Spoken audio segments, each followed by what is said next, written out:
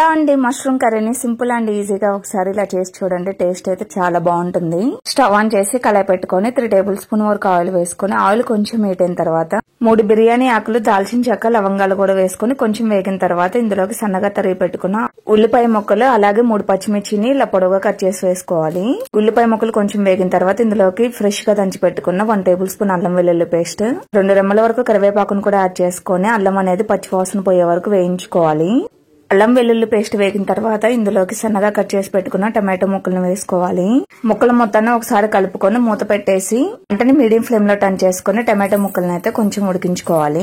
Tomato ముక్కలు కొంచెం మగ్గిన తర్వాత ఇందులోకి 1/2 టేబుల్ స్పూన్ వరకు పసుపు, టేస్ట్ తగ్గట్టు సాల్ట్ ను కూడా వేసుకోవాలి. ఇందులోకి 2 టేబుల్ స్పూన్ వరకు కారం కూడా యాడ్ చేసుకుని మరలా ఒకసారి మొత్తాన్ని కలుపుకొని పెట్టేసి టమాటో ముక్కలను అయితే మెత్తగా అయ్యే వరకు మగ్గనివ్వాలి.